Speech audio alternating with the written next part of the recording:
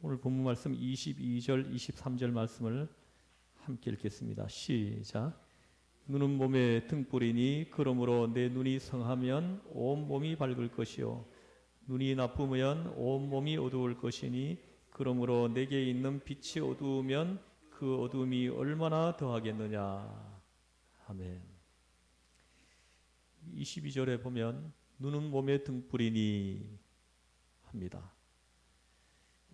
헬라 사람들에게는 이런 이야기가 전승되고 있습니다. 어떤 맹인이 밤길을 가게 되었습니다. 그는 밤인 것을 알기 때문에 길을 가다가 누구하고 부딪힐 것만 같아가지고 걱정이 되었습니다. 그래서 자신에게는 필요도 없는 등불이지만 눈뜬 사람들이 그의 등불을 보고 비켜갈 수 있도록 등불을 켜서 들고 가기로 했습니다. 그는 등불을 들고 밤거리를 나섰습니다. 그런데 뜻밖에도 어떤 사람과 꽝 하고 부딪히고 말았습니다.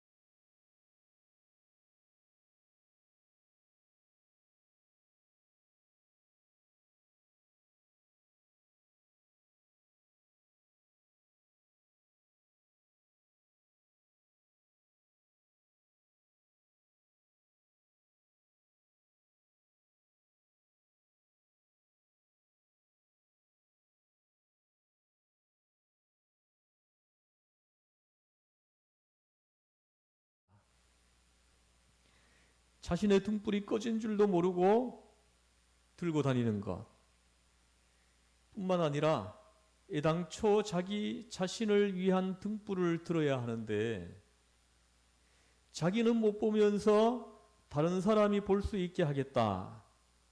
그 등불을 비추는 것, 이것이 바로 거짓 철학인 것입니다.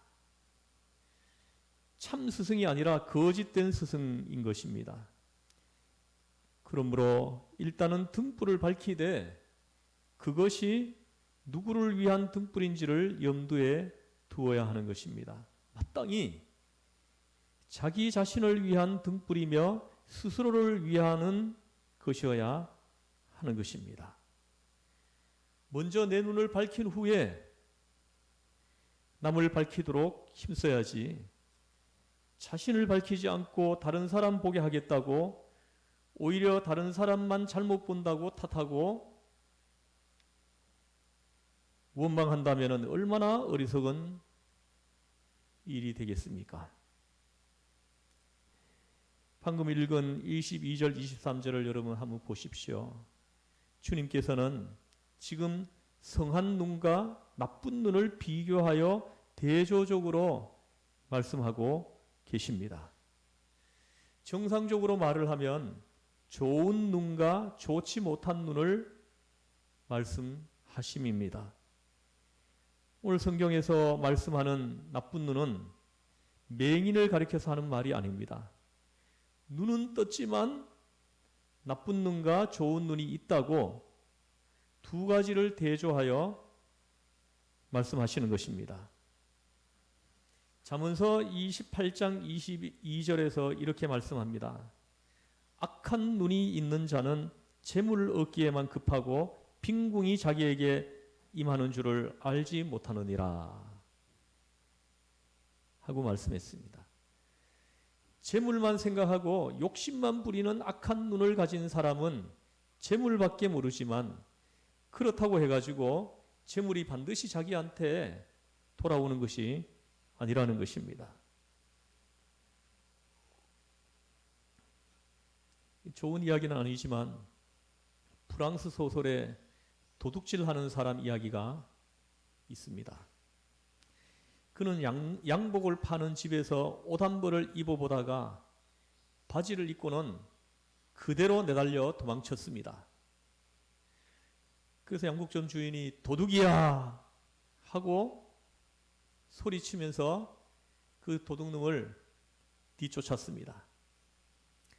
근데 마침 그때 길에 있던 순경이 그 소리를 듣고는 함께 뒤쫓아갔습니다. 거기 서라! 순경이 소리 지르면서 뒤쫓았습니다. 그래도 도둑이 멈추질 않고 줄랭랑을 계속해서 칩니다. 그랬더니 이 순경이 이번에는 총을 겨누면서 서지 않으면 총을 쏘겠다 하고 소리를 질렀습니다. 그래서 이 경찰이 도둑놈에게 총을 쏘려고 총을 겨누었는데 위에를 쏘면은 죽을 수도 있기 때문에 다리를 쏘려고 아래를 겨누었습니다. 그런데 그때 이 양복점 주인이 그 경찰이 다리를 조준하고 있는 것을 보고는 소리를 지릅니다.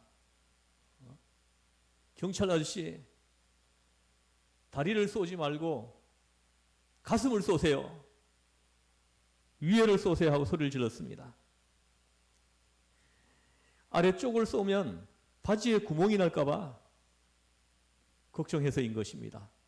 자기 파는 옷이 구멍나면 못 팔 수도 있기 때문에 위를 쏘라고 한 거예요.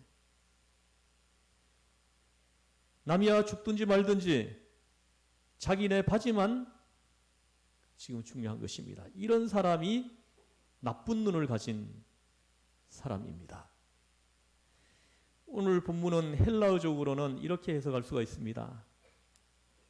첫 번째로 그 22절의 그 성한 눈은 헬라어로 하플루스라는 단어를 쓰고 있는데 이 단어의 의미는 초점이 분명한 눈, 한 가지만 집중적으로 보는 눈,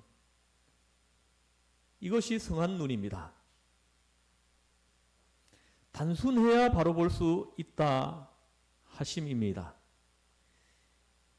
여러분, 무엇을 보든지 똑바로 볼 줄 알아야 하겠습니다. 한 곳을 보면서 다른 생각이 이끌리면 어떻게 됩니까? 어느새 초점이 흐려집니다. 바로 볼 수가 없게 되는 것입니다. 다시 말하면 선입관적이고 몰이해적인 것을 모두 버려야 합니다. 그리고는 순수한 마음으로 단순하게 보았을 때 비로소 똑바로 바르게 볼 수가 있게 되는 것입니다. 그런데 기분 나쁜 이야기나 오해한 일들, 과거에 실패했던 것들, 이런 것들을 모두 버물러 가지고 보기 때문에 똑바로 볼 수가 없는 것입니다. 그 사람 눈에는 모든 것이 바르게 안 보여요. 삐딱하게 보이는 것입니다. 사람을 바로 볼 수가 없습니다. 물건을 바로 보지 못합니다. 이런 사람의 눈을 흐려진 눈이라고 합니다. 지금 좀 웃지 못할 그런 말이 회자되고 있는데 가나안 송도가 있다고 해요. 가나안 송도. 그게 맨 처음에는 무슨 말인가 했는데 예수는 믿는데 교회는 안 나간다 하는 사람들이에요. 이런 사람을 가나안 송도라고 하더라고요. 그래서 저는 그 말을 듣고 참 마음이 참 답답했습니다. 그분들이 교회를 안 나갈 때 어떤 심정이겠냐마는 어쨌든 그런 사람들을 좀 살펴보면은 하나의 특징이 발견되는데 거의 대부분이 부정적인 눈을 가지고 있다는 것입니다. 눈이 흐려져 있어요. 긍정적으로 감사하는 눈으로 이렇게 보지를 못한다는 것입니다.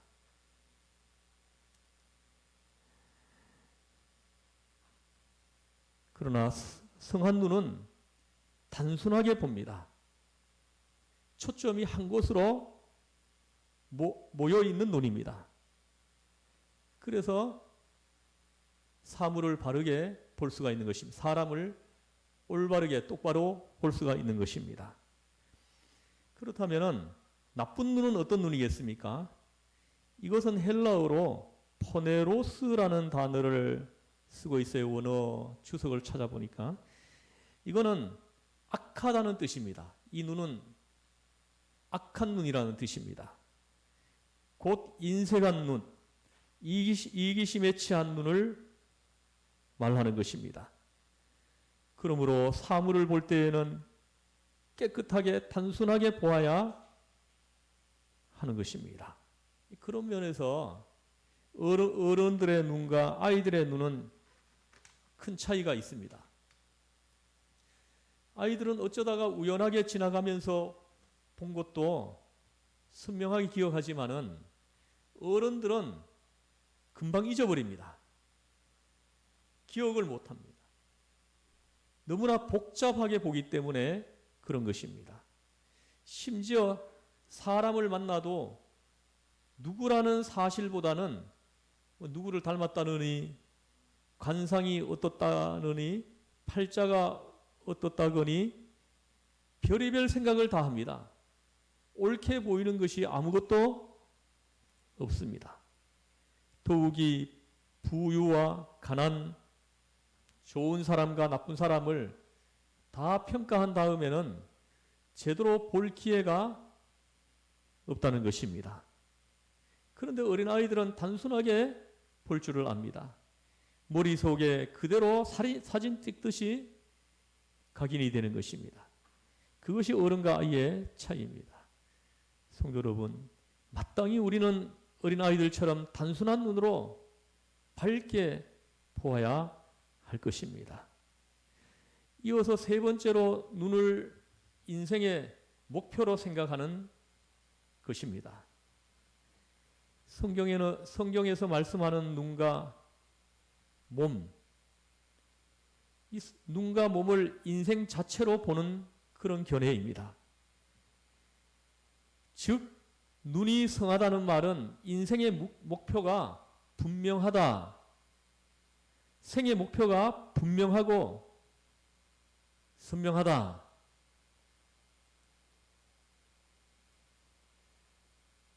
여러분, 이 생의 목표가 분명하고 밝은 사람은 온 생이 밝아진다는 것입니다. 생의 목적이 분명치 못한 사람은 생활이 온통 흐리다는 것을 여러분 분명히 알아야 합니다. 도대체 내가 왜 사는 건지 생의 목적과 목표가 분명한 사람은 생활 전체가 단정합니다. 생이 전부 환하게 밝아집니다. 그러나 왜 사는지 모르는 생의 의미도 없고 목적도 없이 정리되지 않는 삶을 사는 사람은 한마디로 갈짓자 걸음을 걷는 것입니다. 그날 되는 대로 삽니다. 생이 엉망이요 전부가 흐려진 것입니다.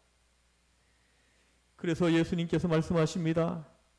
눈이 성한 사람, 생의 목표가 분명한 사람은 그 생활 전부가 밝을 것이로되 온몸이 밝을 것이요. 할렐루야. 생의 목적이 분명치 못한 사람은 그 생의 전부가 흐려지고 만다 하시는 말씀입니다. 또한 눈에 대한 네 번째 해석은 신령한 것과 속된 것으로 구분하는 것입니다. 성한 눈은 곧 신령한 것을 보는 눈이라고 생각합니다.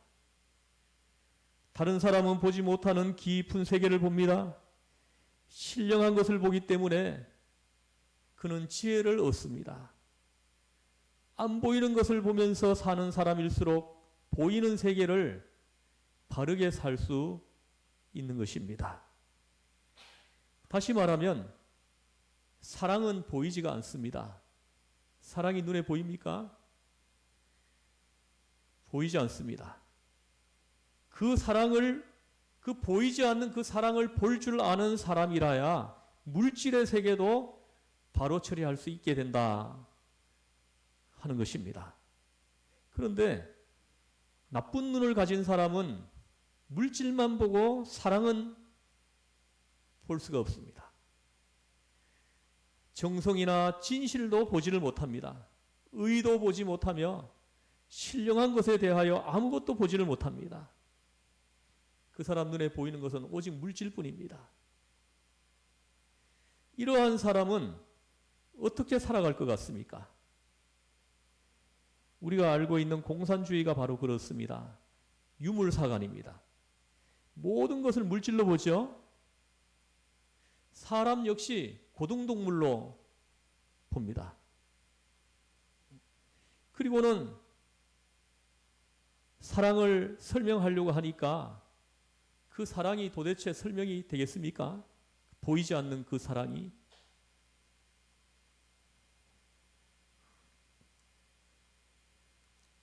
유명한 진화론자 헉슬리에게 누가 사랑이 무엇이냐고 물었습니다.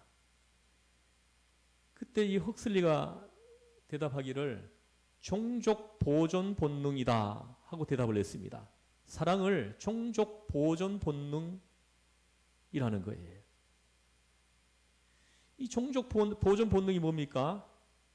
동물들끼리 제 새끼를 낳고자 하는 그런 본능 아닙니까? 그것을 사랑이라고 보는 것입니다.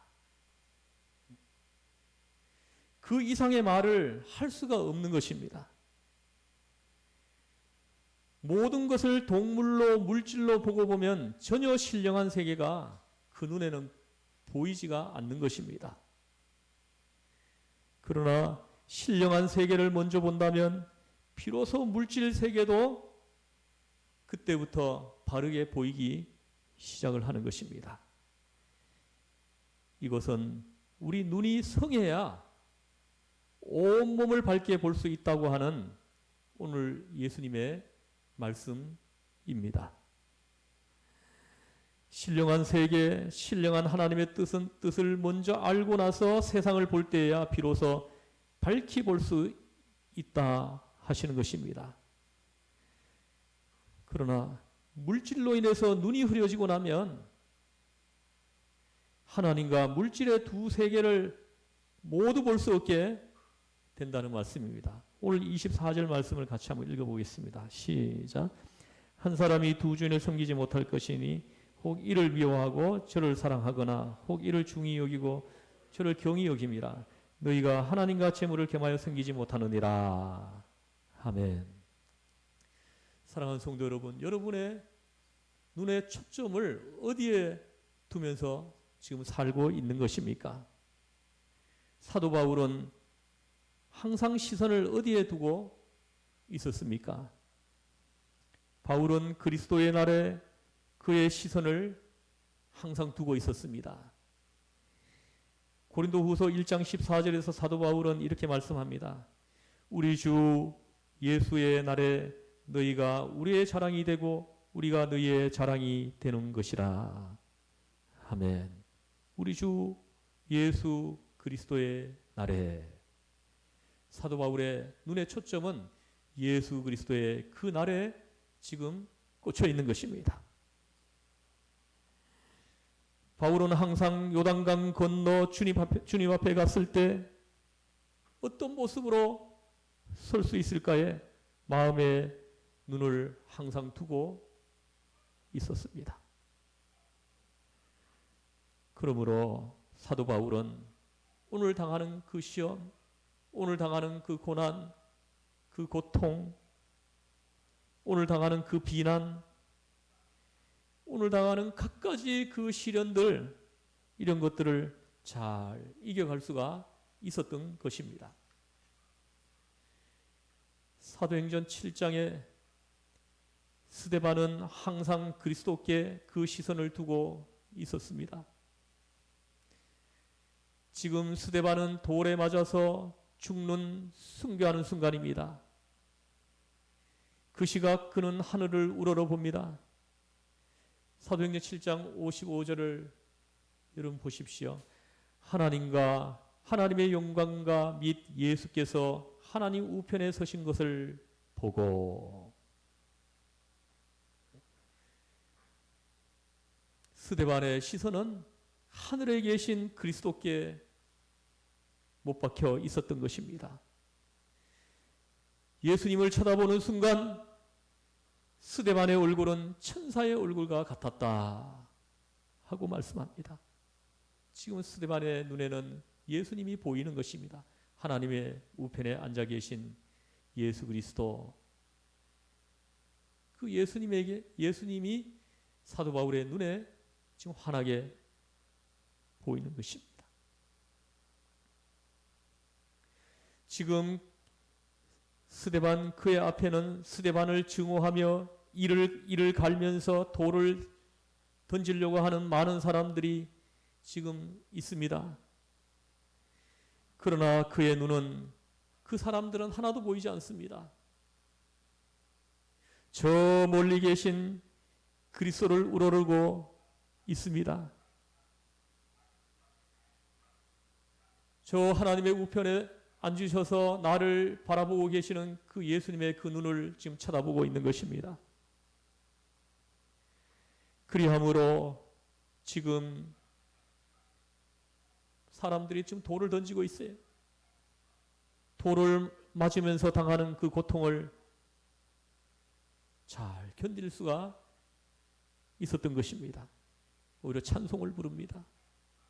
그 얼굴이 더 천사처럼 환하게 밝아집니다. 그 눈이 예수님을 바라보고 있기 때문입니다. 여러분의 눈의 초점은 지금 어디에 있습니까? 여러분의 눈은 지금 무엇을 바라보고 있습니까?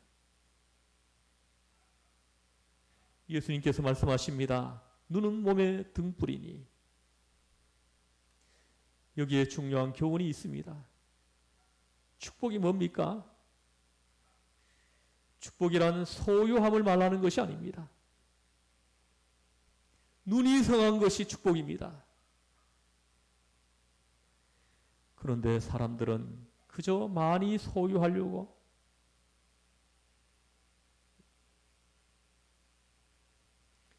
높은 자리를 얻으려고, 권력, 지식, 욕심만을 쫓아갑니다. 그러나 우리는 밝히 보는 눈이, 그 성한 눈이 무엇보다 중요함을 오늘 예수님을 통해서 우리는 말씀을 듣고 있습니다. 밝은 눈을 가졌으면 적은 것을 가지고도 우리는 행복할 수 있어요. 아무것도 없어도 나는 너무 행복해. 그 눈가에 눈물이 흐르고 나도 모르게 하나님을 찬양하고, 밝은 눈을 가지고 있으면, 성한 눈을 가지고 있으면 아무것도 없어도 행복합니다. 왜 행복하지 못합니까? 나쁜 눈을 가지고 있기 때문이에요. 나쁜 눈을 가지고 지금 바라보고 있기 때문에 행복하지 못한 것입니다.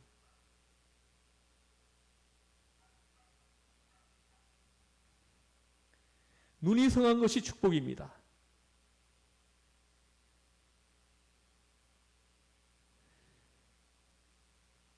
그런데 사람들은 저마다 오래 살고 건강하게 살고 많이 가져서 부자 될 마음으로 가득 차 있습니다.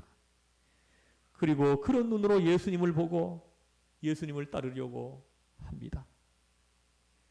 그래서 오늘 예수님께서 말씀하십니다. 내 눈이 성하면 온몸이 밝을 것이요.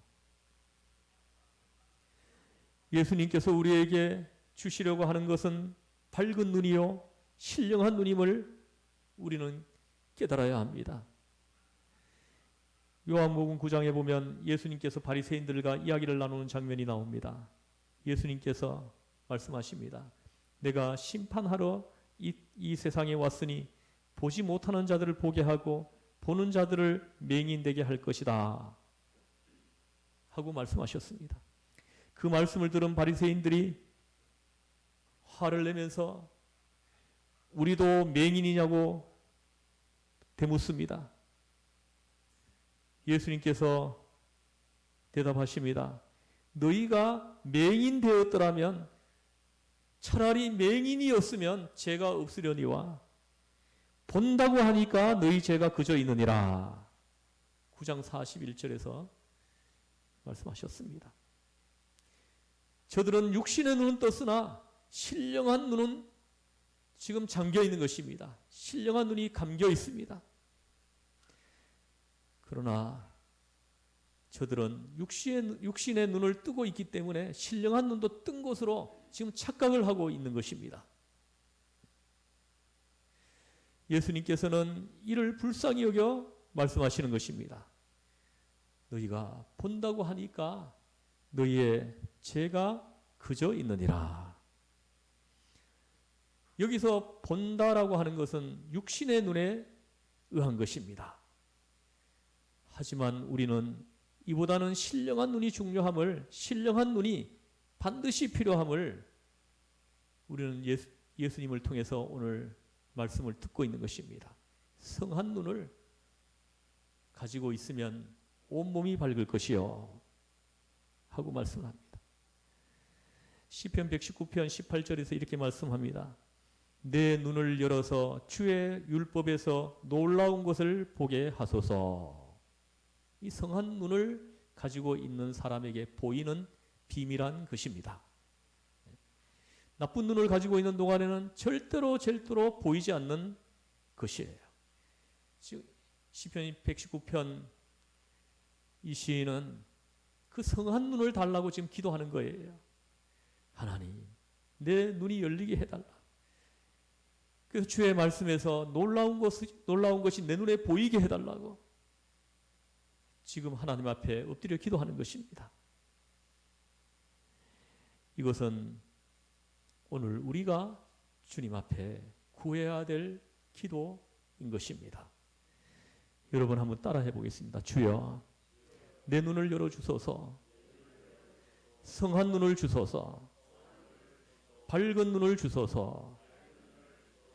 그리하여 밝히 보게 하여 주시고 온몸이, 온 생활이 밝아지게 하여 주시옵소서.